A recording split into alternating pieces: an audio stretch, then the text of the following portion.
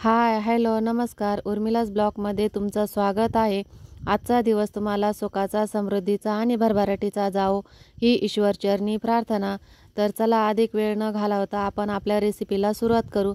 आज मी तुम्हाला ज्वारीच्या भाकरींची रेसिपी शेअर करणार आहे, तर तेही चुलीवरती.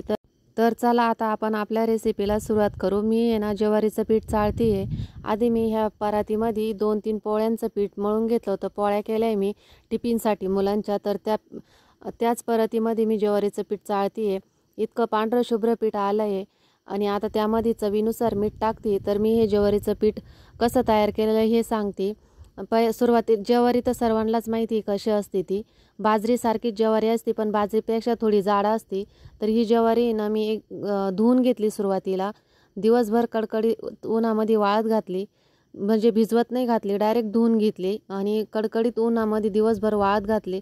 वाळून झाल्यावर संध्याकाळी गिरणीतून दळून आणली ती. छान असं एकदम सॉफ्ट पीठ आलं आहे, एकदम चिकन पीठ आलं आहे गिरणीमधून. तर आता सकाळी मी तुमच्या संग भाकरी शेअर करते ज्वारीच्या. तर ज्वारीची भाकर करताना त्यामध्ये चवीनुसार थोडंसं मीठ टाकलं. पीठ चाळून घेतलं आधी, त्यामध्ये थोडंसं चवीनुसार मीठ टाकलं.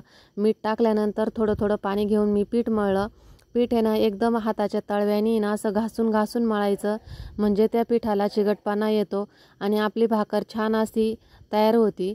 तर तुम्ही व्हिडिओमध्ये बघू शकतात मी हाताच्या तळव्याने एकदम असं घासून घासून पीठ मळते आहे.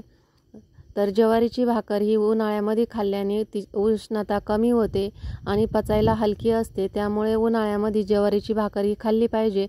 तर ह्या ज्वारीमध्ये ना खूप मोठ्या प्रमाणामध्ये फायबर असतं. आपल्या शरीराला हे पोषक असतं. ज्या ज्या ऋतूमध्ये ते आपण खाल्लं पाहिजे. रोज रोज बाजरीची भाकर आणि पोळी खाऊन खाऊन कंटाळा येतो. त्यामुळं जसा ऋतू बदलतो तसं आपलं जेवण म्हणा, अन्न हे बदललं पाहिजे. तर चला आता पीठ मळून झालं आहे.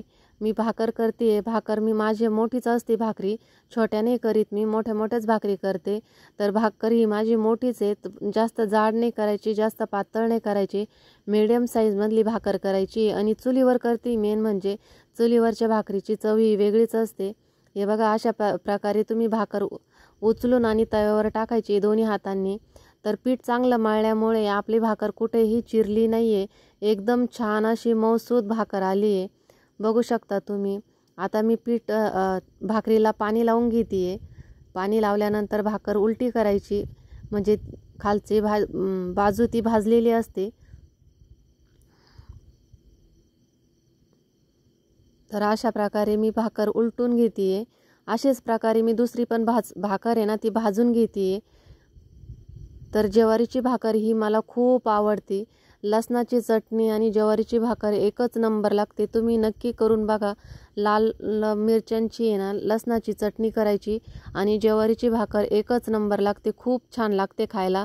दुधाबरोबर, कढीबरोबर, दह्याबरोबर, ताकाबरोबर, कशाबरोबर आणि कोणत्याही भाजीबरोबर तुम्ही खा. ज्वारीची भाकर एकदम छान लागते खायला आणि पचायला खूप हलकी आहे. उष्णता कमी करते उन्हाळ्यामध्ये. तर तुम्ही जेणेकरून ज्वारीची भाकर ही खाल्लीच पाहिजे. आपली ही ज्वारीची भाकर चुलीवरची आहे. एकदम बाहेरून कुरकुरीत, म्हणजे पापोडा कडक असतो आणि आतून म्हणजे खालचा भाग आहे ना तो एकदम सॉफ्ट आणि खूप मऊ लुसलुशीत असतो. तर ही रेसिपी तुम्ही नक्की एकदा ट्राय करून बघा.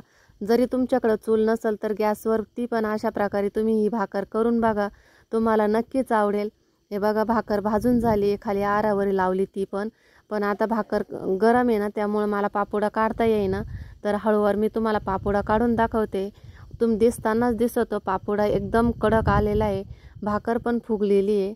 हे बघा, बघितला ना किती छान असा कुरकुरीत हे पापोडा. आणि मधला भाग, जो खालचा भाग असतो तो एकदम मऊ लुसलुशीत सॉफ्ट आहे, खायला एकदम छान. नक्की ही रेसिपी तुम्ही ट्राय करून बघा.